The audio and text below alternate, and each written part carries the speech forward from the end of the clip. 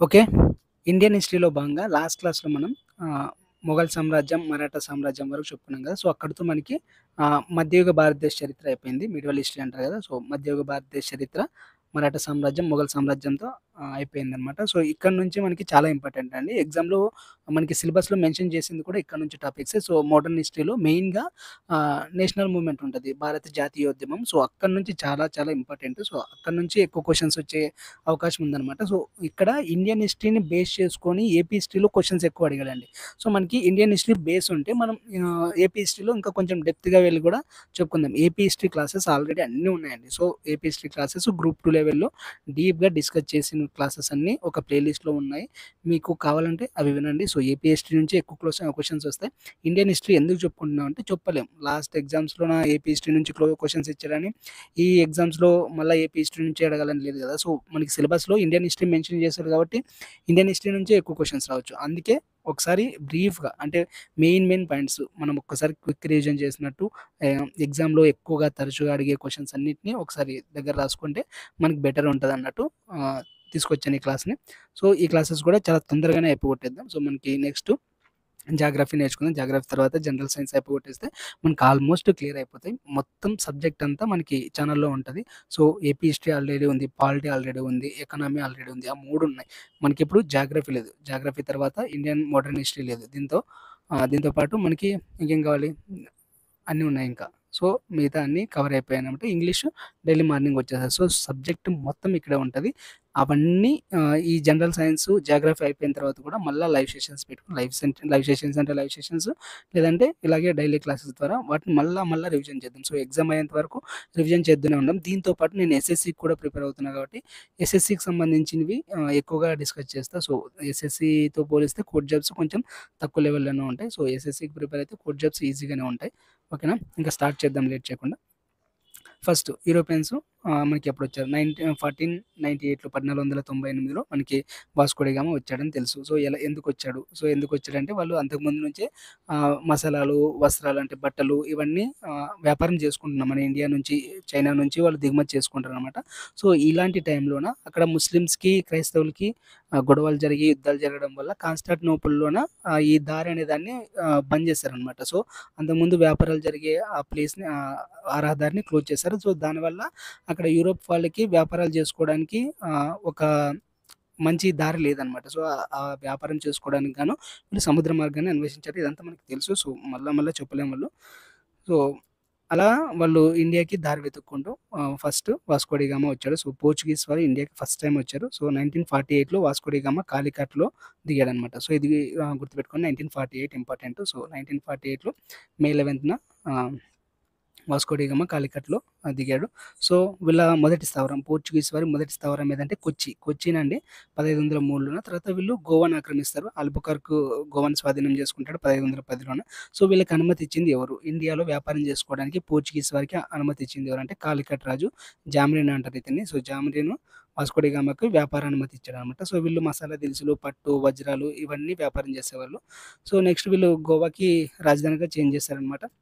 ఇది మనకి పోర్చుగీస్ వారి గురించి ఇంపార్టెంట్. దీంట్లో ఇంకోటొస్తది. నీలి నీటి విధానాన్ని ఎవరు తీసుకొచ్చారు? ఇలాంటి చిన్న క్వెషన్స్ వస్తాయి. సో, ఇవన్నీ కూడా మనం ఏవైతే మిస్ అయ్యి ఉంటాయో అవన్నీ కూడా లాస్ట్‌లోన బిట్స్ లాగా మళ్ళా డిస్కస్ చేస్తాం. సో, మనకిప్పుడేంటంటే ఒక బ్రీఫ్ కావాలి మనకి. ఒక ఇండియన్ హిస్టరీ బేస్ లాగా చదువుకుంటూ ఎళ్ళాలి. సో, ఆ బేస్ కోసం ఇదంతా చెప్తున్నాను నేను. ఇక్కడి నుంచి కంటే మనకి జాతీయోద్యమం నుంచి ఎక్కువ క్వెషన్స్ వస్తాయి. సో, దాని మీద ఎక్కువ ఫోకస్ చేద్దాం. సో, చిన్నవి మిస్ అయ్యి మీరు ఆ గ్రూప్ 2కి ఆ లెవెల్‌లో చదివిన వాళ్ళకి ఆ చిన్నవి మిస్ అయ్యాయి కదా! అనే భావనొస్తది. సో, అలాంటివి మళ్ళా డిస్కస్ చేద్దాం. ఇంకా డెప్త్‌గానే డిస్కస్ చేద్దాం. కాకపోతే ఇప్పుడు ఒక బ్రీఫ్ కోసం దీన్ని తీసుకుందాం. సో, నేను మిస్ అయినవన్నీ కూడా మళ్ళా క్లియర్ చేస్తా. ఈ నోట్స్‌నైతే పక్కాగా చదవండి. ఇది ఓన్లీ ఇంపార్టెంట్ మాత్రమే ఏరుకోరి తీసుకొచ్చి పెట్టానిక్కడ. ఓకేనా? నెక్స్ట్ డచ్ వార్ అండి. డచ్ వార్ 1602లో డచ్ ఈస్ట్ ఇండియా కంపెనీ స్థాపిస్తారు. 1605లో మచిలీపట్నం ఇది మసూలీపట్నం అని వచ్చింది. మచిలీపట్నం అండి. మచిలీపట్నంలో మొదటి ఫ్యాక్టరీని స్థాపించారు. సో, వీళ్ళ స్థావరాలు ఎక్కడెక్కడ ఉన్నాయంటే పులికాట్‌లో ఉంది. తర్వాత నాగపట్నం, కొచ్చిన్‌లో కూడా ఉన్నాయి. ఫస్ట్ స్థావరం 1610లో పులికాట్‌లో ఏర్పాటు చేశారు. ఎవరు అనుమతి ఇచ్చారు వీళ్ళకి అంటే గోల్కొండ సుల్తాన్ వీళ్ళకి అనుమతి ఇచ్చారు. గోల్కొండ సుల్తాన్ ఎవరు? మనకి కూలీ కుతుబ్ షా అనుమతిస్తారండి. సో, కూలీ కుతుబ్ షా అనుమతిస్తాడు. సో, దాంతో వీళ్ళు వ్యాపారం చేసుకుంటారు. వీళ్ళు ఇండియా కంటే ఇండోనేషియా పైన ఎక్కువ దృష్టి పెడతారండి. తర్వాత భారతదేశంలో తక్కువ జోక్యం చేసుకున్నారు. నెక్స్ట్ ఇంగ్లీష్ వాళ్ళు 1600లో స్థాపించారు. కాకపోతే 1608లో మొఘల్ చక్రవర్తి జహంగీర్ ఉంటాడు కదా! సో, జహంగీర్ ద్వారా ఈ కెప్టెన్ హకిన్స్ అనే ఆయన పర్మిషన్ పొందుతాడు. సో, 1611లోన మచిలీపట్నంలోన వ్యాపారం స్టార్ట్ చేస్తారు. సో, వీళ్ళు మొదటి స్థావరం ఏదంటే సూరత్ అండి. సూరత్ 1612 అని చెప్తారు. అంతకుముందే మనకి మచిలీపట్నంలో 1611లో స్థాపించింటారు. కాకపోతే ఇండియన్ హిస్టరీ వైడ్‌గా మొదటి స్థావరం ఏదంటే మనకి చాలామంది సూరత్ అని చెప్తారు. కాకపోతే మనకి మచిలీపట్నం అని గుర్తుపెట్టుకుందాం. ఎందుకంటే మనకి ఏపీ హిస్టరీ ఇంపార్టెంట్ కాబట్టి. వీళ్ళ ఇంగ్లీష్ వారి అంటే బ్రిటిష్ వారి మొదటి స్థావరం ఇంగ్లీష్ వారన్నా, బ్రిటిష్ వారన్నా ఒకటే. సో, బ్రిటిష్ వారి మొదటి స్థావరం ఏదంటే మచిలీపట్నం అనే చెప్పుకుందాం మనం. సో, నెక్స్ట్ వీళ్ళు మద్రాసులోన 1639లోన సెయింట్ జార్జ్ కోటను నిర్మించుకున్నారు. తర్వాత ముంబైలోన 1668లో నిర్మించుకున్నారు. కలకత్తాలోన 1690లో నిర్మించుకున్నారు. సో, మద్రాస్, ముంబై, కలకత్తా ఈ 3 చాలా ఇంపార్టెంట్. సో, వాటిలో ఎప్పుడు కోటను నిర్మించుకున్నారనేది కూడా ఇంపార్టెంటే చూడండి. నెక్స్ట్ 1615లో థామస్‌లో మొఘల్ జహాంగీర్ నుంచి సూరత్ పొందాడని చెప్పాం కదా! సో, అది కూడా ఇంపార్టెంటే. తర్వాత వీళ్ళు చేసిన వ్యాపారం పత్తి, పట్టు, ఇండిగో, నీలి దాన్నేమంటారు నీలిమంది అంటారు చూడండి. నీలిమందిని వ్యాపారం చేసేవాళ్ళు. Next French వారండి. 1664లో వచ్చారు. లాస్ట్‌లో వచ్చిన వాళ్ళు ఎవరంటే వీళ్ళే. సో, 1664లో ఫ్రెంచ్ ఈస్ట్ ఇండియా కంపెనీ స్థాపించారు. 1668లో సూరత్‌లో మొదటి ఫ్యాక్టరీని స్థాపించారనమాట. వీళ్ళ ఇంపార్టెంట్ స్థావరాలు ఏవంటే పాండిచ్చేరి, మాహి, యానం, చంద్రనాగపురం అని ఉంటది. వీళ్ళకి అనుమతి ఇచ్చింది ఎవరంటే మొఘల్ సామ్రాజ్యం వాళ్ళు గోల్కొండ సుల్తాన్ అబ్దుల్లా కుతుబ్ షా వీళ్ళకి పర్మిషన్ ఇస్తాడనమాట. సో, వీళ్ళు కూడా సేమ్ వస్త్రాలు, నీలిమందు, మసాలాలు ఇవన్నీ వ్యాపారం చేస్తారు. ఇక్కడ మనకి ఒకటి మెయిన్ వస్తది. మనం ఏపీ హిస్టరీలో చదువుకున్నాం కదా! సో, ఫ్రెంచ్ వారికి, బ్రిటిష్ వారికి యుద్ధాలు జరుగుతాయి. ఆధిపత్యం కోసం యుద్ధాలు జరుగుతాయి. అవే కర్ణాటక యుద్ధాలు అంటారనమాట. సో, దానికంటే ముందు వాళ్ళ వాణిజ్య విస్తరణ ఎలా చేసుకున్నారంటే యుద్ధాల ద్వారా, ఒప్పందం ద్వారా, కోటలు నిర్మించుకోవడం ద్వారా వీళ్ళు ఎక్కువగా చేశారనమాట. సో, ఫ్యాక్టరీలు నిర్మించుకున్నారు. తర్వాత స్థానిక రాజులతోనే ఒప్పందాలు చేసుకున్నారు. మొఘల్ చక్రవర్తి జహంగీర్‌తో గాని, గోల్కొండ నవాబులు, కులీ కుతుబ్ షా నుంచి గాని, అబ్దుల్లా కుతుబ్ షా నుంచి గాని ఒప్పందాలు చేసుకోవడం ద్వారా, ఫర్మానాలు రాయించుకోవడం ద్వారా వీళ్ళు వ్యాపారాన్ని విస్తరించుకున్నారు. కోటలు నిర్మించుకున్నారనమాట. సో, కొంచెం పన్నులు కూడా మినహాయింపు తీసుకున్నారు. దీంతో పాటు యుద్ధాలు చేసుకునేవాళ్ళు. వాళ్ళలో వాళ్ళు యుద్ధాలు చేసుకునేవారు. డచ్ వారికి, పోర్చుగీస్ వారికి యుద్ధాలు జరిగాయి. డచ్ వారికి, ఫ్రెంచ్ వారికి యుద్ధాలు జరిగాయి. సో, ఇలా యుద్ధాల వల్ల ఒకరి మీద ఒకరు ఆధిపత్యం చెలాయించుకోవడానికి ట్రై చేస్తారనమాట. సో, చివరిగా అందరూ ఓడిపోయి బ్రిటిష్ వాళ్ళు మాత్రమే మిగులుతారు. వాళ్ళే మనల్ని ఏలుతారు. సో, ఇక్కడ కొన్ని ఇంపార్టెంట్‌వి ఉంటాయి చూడండి. ఇక్కడ మొఘల్ చక్రవర్తి జహంగీర్ సాయంతో ఒప్పందం చేసుకునే సంవత్సరం ఏది? 1610 ఒప్పందం చేసుకుంది ఎవరు? సర్ థామస్ రో. తర్వాత ఆహ్, ఇచ్చిన రాజు ఎవరు? జహంగీర్. ఇలాంటి క్వెషన్స్ అడిగే అవకాశం ఉంది. ఎందుకంటే చిన్న సింపుల్‌గానే అడుగుతాడండి. ఇందులో ఏం పెద్దగా అడగడు. ఆల్రెడీ ప్రీవియస్ క్వెషన్స్ చూసిన వాళ్ళకి ఐడియా ఉంటది. మనం ఏదో డీప్‌గా చదువుకొని వెళ్ళాల్సిన అవసరం అయితే లేదు. చిన్న ఇంపార్టెంట్ క్వెషన్స్‌ని గట్టిగా చదువుకుంటే బెటరు. చిన్నగా చిన్నవి అని ఇది ఇంతే బేసిక్స్ గదా! వీటిని వదిలేస్తాం గదా! అంటే అవే మిస్ అయ్యే ఛాన్స్ ఉంది. సో, బేసిక్స్ మీద ఎక్కువ ఫోకస్ పెడదాం. నేను ఇంకా ఏమనుకున్నానంటే ఈ ఐడియా ఎలా ఉంటదో మీరే చెప్పండి. ఇవంతా క్లాసులు అయిపోయిన తర్వాత సో, మనం ఓవరాల్ క్లాసులన్నీ చెప్పేసుకున్న తర్వాత లైవ్ సెషన్స్‌లోనే టెక్స్ట్ బుక్స్ ఉంటాయి గదండీ! మనకి ఇప్పుడు అన్నీ ఎన్‌సీఈఆర్‌టీ వచ్చేసాయి. 6థ్-12థ్ ఎన్‌సీఈఆర్‌టీ బుక్స్ వచ్చేసాయి గదా! సో, సైన్సు, సోషలు మొత్తం ఆ బుక్స్‌ని ముందు పెట్టేసుకొని మనం లైవ్స్‌లో చదువుకుంటూ వెళ్ళిపోదాం అనుకున్నా. సో, అది అంత బెటర్ ఐడియా ఏం కాదు. ఒకవేళ మీకు నచ్చితే చెప్పండి. అలా కూడా ట్రై చేద్దాం. నెక్స్టు ప్రధాన సంఘటనలు చెప్పాం గదా! యుద్ధాల వల్ల వీళ్ళు ఒకరి మీద ఒకరు ఆధిపత్యం చేసుకున్నారని. కర్ణాటక యుద్ధాలు ఫ్రెంచ్ వారికి, బ్రిటిష్ వారికి మధ్యన జరిగాయి. దీంట్లోన వాళ్ళంతకు వాళ్ళు గొడవ పడకుండా ఫస్ట్ యుద్ధంలో మాత్రమే వాళ్ళంతకు వాళ్ళు గొడవ పడతారు. నెక్స్ట్ యుద్ధాల్లోన ఈ ఇండియన్ రాజులు ఎవరైతే ఉంటారో మనకి కర్ణాటక నవాబు గాని, హైదరాబాద్ నవాబు గాని వీళ్ళని ముందు పెట్టుకొని వీళ్ళు యుద్ధాలు చేస్తారనమాట. సో, ఈ యుద్ధాలు కూడా చాలా ఇంపార్టెంట్. సో, యుద్ధాల వల్లనే బ్రిటిష్ వారు ఫ్రెంచ్ వారి మీద ఆధిపత్యం చెలాయించి మొత్తం ఇండియాని ఇండియాని రూల్ చేయడానికి ఒక పునాదిని ఏర్పరచుకుంటారనమాట. సో, మొదటి కర్ణాటక యుద్ధం వచ్చేసి 1744లో జరిగింది. సో, ఇది చాలా ఇంపార్టెంట్ చూడండి. డేట్స్ గుర్తుపెట్టుకోండి ఫస్టు. సో, మొదటి కర్ణాటక యుద్ధంలోన ఫ్రెంచ్ గవర్నర్ ఎవరు? డూప్లీ. తర్వాత ఈయనొచ్చేసి రాబర్ట్ క్లైవ్ ఉంటాడు. సో, వీళ్ళిద్దరికి మధ్యన జరుగుతది. సో, ఎప్పుడు ఆహ్, అంతమైంది ఆ యుద్ధం అంటే ఎక్స్‌లా చాపల్ సంధి ద్వారా 1748లోన ఆ యుద్ధం ముగిసింది. ఫస్ట్ కర్ణాటక యుద్ధం ముగిసింది. సో, ఎప్పుడు ఎక్స్‌లా చాపల్ సంధి ఏ యుద్ధానికి సంబంధించింది అనే క్వెషన్ అడగొచ్చు. సో, మొదటి కర్ణాటక యుద్ధానికి సంబంధించింది. రెండవ కర్ణాటక యుద్ధం ఎవరి సైడ్ ఉన్నారు అనేది కూడా అడుగుతారనమాట. సో, ఇక్కడ ఆహ్, నిజాము ఇప్పుడు హైదరాబాద్ నిజాం పరిపాలనలోన నాజరుద్దీన్ ఒకరుంటారు. తర్వాత వాళ్ళ పేరు గుర్తు రావట్లేదు. సో, ఇద్దరు ఉంటారండి. ఆర్కట్ నవాబ్ దగ్గర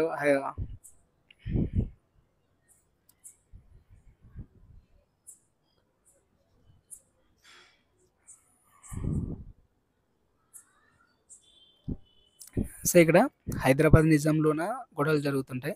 అర్గట్ అంటే మనకి కర్ణాటక ప్రాంతం. కర్ణాటక ప్రాంతంలో కూడా గొడవలు జరుగుతుంటాయి. ఈ వారసత్వ యుద్ధాల్లోన ఇంగ్లీష్ వాళ్ళు, ఫ్రెంచ్ వారు జోక్యం చేసుకొని వాళ్ళ గొడవని వీళ్ళ గొడవగా తయారు చేసుకొని గొడవ పడతారనమాట. అంటే యుద్ధాలు చేసుకుంటారనమాట. సో, ఈ యుద్ధము ఎక్కడ ముగిసింది అంటే 1751లో ముగిసింది. సో, ఇది సెకండ్ కర్ణాటక వారు. మూడో కర్ణాటక వార్ వచ్చేసి 1756 నుంచి 1761 వరకు జరుగుతది. సో, ఇందులోనే మనకి వందవాషి యుద్ధం జరుగుతది. సో, వందవాషి యుద్ధంలోన ఫ్రెంచ్ వాళ్ళు ఓడిపోతారనమాట. సర్ ఐక్రూట్ అనే అతను ఓడిపోతాడు. అతను ఫ్రెంచ్ వాళ్ళని ఓడించేసాడనమాట. సో, మూడవ కర్ణాటక యుద్ధము ఏ సంధి ద్వారా ముగిసిందంటే పారిస్ ఒప్పందం ద్వారా ముగిసింది. సో, దీంతోన ఫ్రెంచ్ వారి ఆధిపత్యం దాదాపుగా తొలగిపోయిందనమాట. నెక్స్ట్ ఇక్కడ ప్యారలల్‌గా మనకి ఇక్కడ కర్ణాటక యుద్ధాలు జరుగుతుంటాయి. 1957లోన అక్కడ ప్లాసీ యుద్ధం గూడా జరుగుతుంటది. ప్లాసీ యుద్ధము ఎవరెవరికి మధ్యన జరుగుతదంటే బెంగాల్ నవాబ్‌కి, రాబర్ట్ క్లైవ్‌కి మధ్యన జరుగుతది. సో, బెంగాల్ నవాబ్ వచ్చేసి సిరాజుద్దౌలా. సో, సిరాజుద్దౌలాకి, రాబర్ట్ క్లైవ్‌కి జరుగుతది. ఎక్కడ జరుగుతదంటే ప్లాసీలో జరుగుతది. బెంగాల్‌లో జరుగుతదనమాట. సో, మనకి బెంగాల్ అనేది అప్పుడు పశ్చిమ బెంగాల్, బంగ్లాదేశ్ అంతా కలిపి బెంగాల్ అనేవాళ్ళు గదా! సో, ఎప్పుడు జరిగింది? జూన్ 23, 1757లో జరుగుతది. సో, ఈ యుద్ధానికి కారణాలేంటంటే అది ఒక కలకత్తా చీకటి కోట ఉదంతం అని జెప్తారు. సో, కోటలో జరిగిన దానికి, దీనికి ఏం సంబంధం ఉండదు. కాకపోతే వీళ్ళు ఆధిపత్యం చెలాయించాలనే ఉద్దేశంతోనే సిరాజుద్దౌలాని ఓడించేస్తారనమాట. సో, ఇలా సిరాజుద్దౌలాని ఓడించడానికి మీర్ జాఫర్ అనే అతను ఒక ద్రోహం చేస్తాడనమాట. సో, మీర్ జాఫరు సిరాజుద్దౌలా వాళ్ళ సైడే ఉంటాడు. కాకపోతే ఆయన బ్రిటిష్ వాళ్ళకి అమ్ముడుపోయి మోసం చేస్తాడు. సో, మీర్ జాఫర్‌ని హెల్ప్ చేసినందుకు బెంగాల్ నవాబ్‌గా నియమిస్తారనమాట ఇంగ్లీష్ వాళ్ళు. సో, 1765లోన మళ్ళా ఇంకో యుద్ధం జరుగుతది. మనకి బాక్సర్ యుద్ధం అంటారు. సో, ఆ బాక్సర్ యుద్ధంలో ఈ మొఘల్ చక్రవర్తి కూడా యాడ్ అవుతారనమాట. ఇక్కడ బెంగాలు, బీహారు, ఒడిస్సా ఇవన్నీ కలిసి అలహాబాద్ ఒప్పందం చేసుకుంటాయి. ఈ అలహాబాద్ ఒప్పందం ప్రకారం వాళ్ళకి ఆ 3 ప్రాంతాల్లోన అంటే బ్రిటిష్ వాళ్ళకి ఆ 3 ప్రాంతాల్లోన పన్నులు వసూలు చేసుకునే హక్కులుంటాయి. పరిపాలనా హక్కులు కూడా ఉంటాయన్నమాట. సో, అక్కడి నుంచి స్టార్ట్ అవుతది. సో, వాళ్ళు బక్సర్ యుద్ధం ఎప్పుడు జరిగిందంటే అక్టోబర్ 22, 1764లో జరిగింది. బక్సర్ అనేది బీహార్‌లో ఉంటది. సో, దీంట్లోన హెక్టర్ మన్రో అనే ఆయన బ్రిటిష్ పైన అక్కడ క్లైవ్ లాగే ఇక్కడ హెక్టర్ మన్రో అనమాట. ప్లాసీ యుద్ధంలో రాబర్ట్ క్లైవ్ ఎలాగో బక్సర్ యుద్ధంలోన హెక్టర్ మన్రో అలాగనమాట. సో, ఈయనకి ఆపోజిట్‌గా మీర్ కాసిం అనే అతను బెంగాల్ నవాబ్ ఉంటాడు. తర్వాత షాదుద్దీన్ దౌలా అనే అతను అవధ్ నవాబు. రెండవ షా ఆలం వచ్చేసి ఆహ్, మొఘల్ చక్రవర్తి అనమాట. సో, ఇది ఒక కూటమి. బ్రిటిష్ వారు ఒక కూటమి. వీళ్ళ ఇద్దరి మధ్యన జరిగిందే బక్సర్ యుద్ధము. సో, ఈ యుద్ధంలోన బ్రిటిష్ వాళ్ళు గెలిచి దివానీ హక్కుల్ని సొంతం చేసుకుంటారనమాట. సో, 1765లో అలహాబాద్ ఒప్పందం జరుగుతది. ఇది గుర్తుపెట్టుకోండి. ఇది కూడా ఇంపార్టెంట్ బిట్. నెక్స్ట్ మైసూర్ యుద్ధాలండి. మైసూర్ యుద్ధాలు ఎవరెవరికి మధ్యన జరుగుతాయంటే హైదర్ అలీ, టిప్పు సుల్తాన్ వీళ్ళు తండ్రి కొడుకులు. సో, వీళ్ళకి బ్రిటిష్ వాళ్ళకి మధ్యన జరిగే యుద్ధాలే మైసూర్ యుద్ధాలు. సో, హైదర్ అలీ దాదాపు మద్రాసుని స్వాధీనం చేసుకుంటాడు మొదటి మైసూర్ యుద్ధంలోన. సో, తర్వాత రెండో మైసూర్ యుద్ధంలో ఓడిపోతారు. సో, ఫ్రెంచ్ వారు మద్దతుతోన గెలుస్తారనమాట. సో, మంగళూరు ఒప్పందం ద్వారా ఆ యుద్ధంలో శాంతి నెలకొల్తది. సో, రెండో మైసూర్ యుద్ధం ఏ ఒప్పందం ద్వారా ముగిసింది అని అడుగుతాడు. మంగళూరు ఒప్పందం అని చెప్పుకోవాలి. నెక్స్ట్ శ్రీరంగపట్నం ఒప్పందం ఎవరెవరికి మధ్య జరిగింది అనేది కూడా చెప్తారనమాట. ఇక్కడ టిప్పు సుల్తాన్‌కి, బ్రిటిష్ వాళ్ళకి మధ్యన జరిగింది శ్రీరంగపట్నం ఒప్పందం. సో, ఆ టిప్పు సుల్తాన్ ఏ యుద్ధంలో మరణించాడంటే 4వ మైసూర్ యుద్ధంలో మరణించాడు. ఇలాంటి చిన్న చిన్న క్వెషన్స్ వస్తాయి. సో, వీటిని బాగా ఫోకస్ చేయండి. నెక్స్ట్ మరాఠా యుద్ధాలండి. మరాఠా యుద్ధాలు ఆల్రెడీ చెప్పుకున్నా. ఈ మరాఠా యుద్ధాలు ఎలా జరిగాయంటే వీళ్ళు మొత్తానికి వారసత్వ యుద్ధాలొస్తాయండి. వీళ్ళు కొట్టేసుకొని బ్రిటిష్ వాళ్ళకి వీళ్ళు లోకువైపోతారనమాట. సో, వాళ్ళు వీళ్ళలో కొట్టేసుకుంటే వీళ్ళ మధ్యన దూరి ఇంకా వీళ్ళనే గెలిచేస్తారనమాట. ఇది మన ఇండియాలో జరిగేదే ఇది. సో, అలా జరుగుతది. సో, మొదటి మరాఠా యుద్ధం ఎప్పుడు జరిగిందంటే 1775లో జరుగుతది. ఇక్కడ రఘోబా ఆయన చనిపోతాడు. ఆయన తర్వాత ఆ వారసత్వంలో రాజు ఎవరికి కావాలి అనే దానిపైన యుద్ధాలు జరుగుతాయన్నమాట. సో, సాల్‌బాయ్ ఒప్పందం ద్వారా మొదటి మరాఠా యుద్ధం ముగుస్తది. సో, సాల్‌బాయ్ ఒప్పందం ఏ యుద్ధానికి సంబంధించిందని కూడా అడుగుతాడు. నెక్స్ట్ రెండో మరాఠా యుద్ధం వచ్చేసి ఈ బాజీరావు 2 ఉంటాడు కదా! సో, ఆయన సంధి చేసుకుంటాడన్నమాట బ్రిటిష్ వాళ్ళతోని. అక్కడ జరుగుతదది. ఇంకా మూడవ మరాఠా యుద్ధం వచ్చేసి వీళ్ళుంటారు కదా! 5 టైప్స్‌గా డివైడ్ అయ్యారని చెప్పాం కదా! పీస్‌గా, భోంస్లే, హోల్కర్లు వీళ్ళందరూ కలిసి ఒకవైపు, తర్వాత బ్రిటిష్ వాళ్ళు ఒకవైపు ఉంటారు. సో, దాంట్లో కూడా ఓడిపోతారనమాట. మనకి దీంట్లోన ఇక్కడ సైన్య సహకార పద్ధతి అనే దాన్ని యూజ్ చేసుకుంటారు. సో, సాల్‌బాయ్ ఒప్పందం అనేది చాలా ఇంపార్టెంట్. అది గుర్తుపెట్టుకోండి. సైన్య సహకార పద్ధతిని ప్రవేశపెట్టింది ఎవరు? Lord Wellesley. So, first join అయిన రాజ్యం ఏది? హైదరాబాద్ నిజాం. సో, తర్వాత మైసూరు, అవధ్, పీష్వా వీళ్ళందరూ జాయిన్ అవుతారనమాట. సో, సైన్య సహకార పద్ధతి అంటే తెలుసు కదా! మీకు మీ రాజ్యం మీద ఎవరు దండెత్తకుండా చూడడానికి మా సైన్యాన్ని మీకిస్తాం. దానికి గాను మీరు కప్పం కట్టాలి అన్నట్లు ఒక ఒప్పందం తీసుకుంటారనమాట బ్రిటిష్ వాళ్ళు. మేము సైన్యాన్ని ఇస్తాం. మీరు మాకు కప్పం కట్టాలి అన్నట్లు. అలా వాళ్ళ రాజ్యాన్ని ఆక్రమించేసుకుంటారు. దీంతో పాటు ఇంకోటుంటది. డాక్ట్రిన్ ఆఫ్ ల్యాప్స్ అని అంటే రాజ్య సంక్రమణ సిద్ధాంతం అనేది ఒకటుంటది. అదేంటంటే ఒకవేళ ఇలా జాయిన్ కాని రాజ్యాలు గాని, వాళ్ళ కింద ఉన్న రాజ్యాలు గాని, వాళ్ళకి వారసులు లేకపోతే ఆ రాజ్యాన్ని మేము ఆక్రమించేసుకుంటాం అన్నట్లు తీసుకొస్తారు. దీన్ని తీసుకొచ్చింది ఎవరంటే లార్డ్ డల్హౌసీ. సో, దత్తత వారసులు లేని వాళ్ళు వాళ్ళ రాజ్యాన్ని స్వాధీనం చేసుకుంటారన్నమాట. అలా స్వాధీనం చేసుకున్న మొదటి రాజ్యం ఏదంటే సతారా.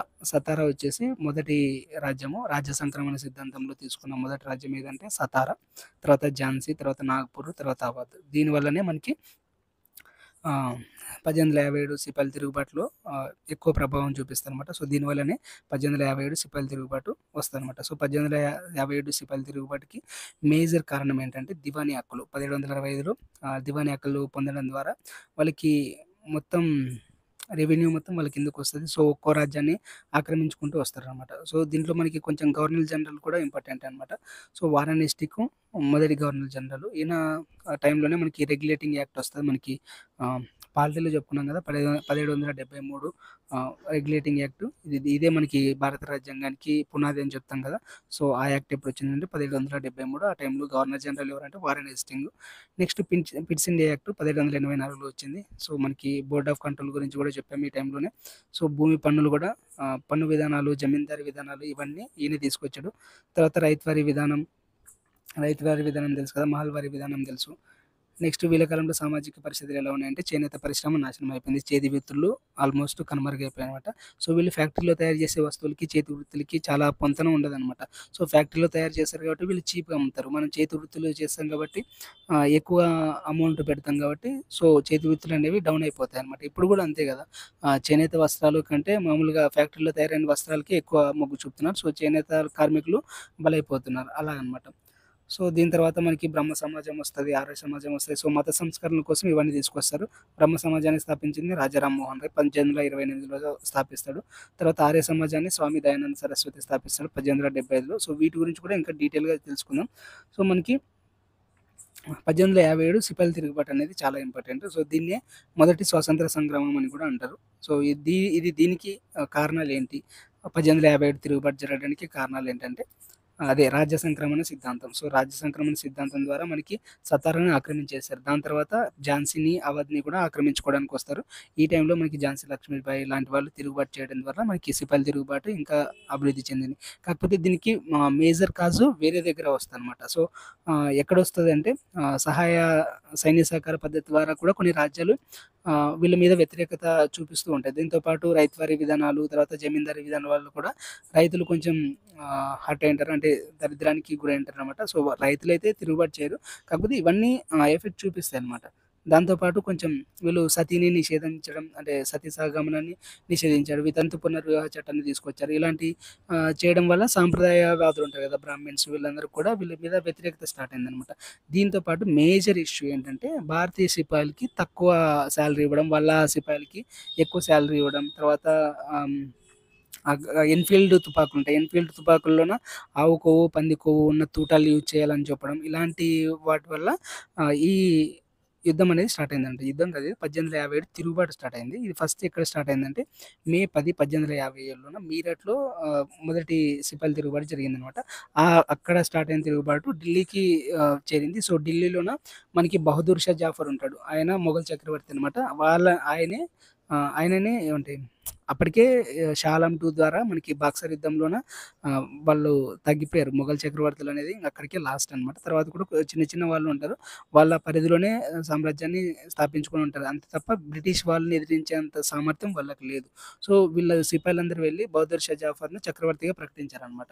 సో, ఆ బహదూర్ షా నాయకత్వంలోనే తిరుగుబాటు జరగాలని చూసారు. ఢిల్లీ వరకు బహదూర్ షా నాయకత్వంలో జరిగింది. తర్వాత ఒక్కో ప్లేస్‌కి ఒక్కొక్కరుంటారనమాట ఈ సిపాయిల తిరుగుబాటుకి. సో, ఢిల్లీలో వచ్చేసి బహదూర్ షా జఫర్ ఈయన 1850లో లొంగిపోయాడు. తర్వాత కాన్పూర్‌లో నానా సాహెబ్ ఉంటాడు. ఈయన కూడా సేమ్ జులైలో లొంగిపోయాడు. లక్నోలో వచ్చేసి బేగం హజరత్ మహల్, తర్వాత ఝాన్సీలో రాణి లక్ష్మీబాయి ఇలా చాలామంది ఉంటారనమాట. అంటే చాలామంది కాదు వీళ్ళు ఇంపార్టెంట్ మనకి. సో, ఢిల్లీ, కాన్పూర్, లక్నో, ఝాన్సీ, అవధ్ ఉంటది. సో, అవధ్‌లో ఎవరు?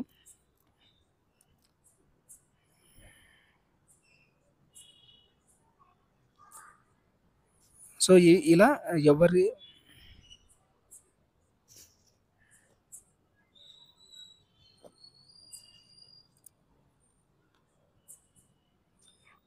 సో, వీళ్ళు ఎంతమంది తిరుగుబాటు చేసినా 1858లోన తిరుగుబాటుని అణచివేస్తారు. సో, తిరుగుబాటు అణచివేసిన వెంటనే ఈస్ట్ ఇండియా కంపెనీ రద్దయిపోయి డైరెక్ట్‌గా బ్రిటిష్ రాజు పరిపాలన చేస్తారనమాట. ఇక్కడ బ్రిటిష్ కిరీటం అని పడింది. ఈ బ్రిటిష్ కిరీటం కాదు. నేను డైరెక్ట్ ట్రాన్స్‌లేట్ చేశాను దాన్ని. బ్రిటిష్ కిరీటం అంటే బ్రిటిష్ రాణి పరిపాలన జరిగింది. క్రౌన్ రూల్ అంటారనమాట ఇంగ్లీష్‌లో. సో, ఇంగ్లీష్ నుంచి ట్రాన్స్‌లేట్ చేస్తే అలా జరిగిందది. సో, క్రౌన్ రూల్ వల్ల భారత పరిపాలన తీసుకుందనమాట. అంటే అది ఏమంటారు?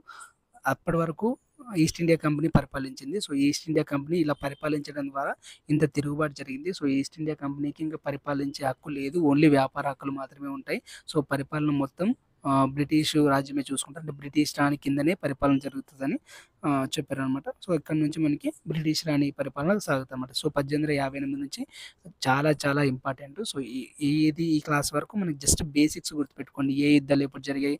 ఎవరు ఎప్పుడొచ్చారు?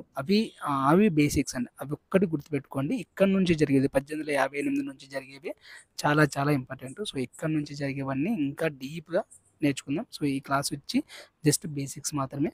ఓకేనా? నెక్స్ట్ క్లాస్‌లో ఇంకా డీప్‌గా డిస్కస్ చేద్దాం. Thank you for watching. And కొంతమందికి మెంబర్‌షిప్ ఎలాగ తీసుకోవాలో తెలీదంటున్నారు. వాళ్ళ కోసం చెప్తున్నా. మామూలుగా ఇప్పుడు మీరు ఛానెల్ ఓపెన్ చేస్తే మీకు సబ్స్క్రైబ్ బటన్ ఉంటది కదా! సబ్స్క్రైబ్ బటన్ పక్కనే జాయిన్ బటన్ ఉంటదండి.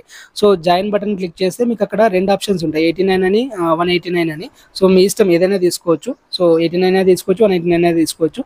సో, ఏదో ఒకటి క్లిక్ చేస్తే దాంట్లో పేమెంట్ అడుగుతది. సో, ఫోన్‌పే, పేటీఎం లేదంటే కార్డ్స్ ద్వారా కూడా మీరు ఏటీఎం కార్డ్, డెబిట్ కార్డ్స్ ద్వారా కూడా పే చేయొచ్చు. సో, పే చేస్తే మీకు మెంబర్‌షిప్ యాక్టివేట్ అవుతది. సో, మెంబర్‌షిప్‌లో ఉండే వీడియోస్ అన్నీ మీరు చూసుకోవచ్చనమాట. దాంతో పాటు ఆ మెంబర్‌షిప్ ట్యాబ్‌లోనే మనకి టెలిగ్రామ్ లింక్ ప్రొవైడ్ చేస్తాను. దాంట్లో టెలిగ్రామ్‌లో కూడా జాయిన్ అవ్వచ్చనమాట. సో, తీసుకోవాలనుకున్న వాళ్ళు ఇలా తీసుకోండి. ఓకేనా? Thank you.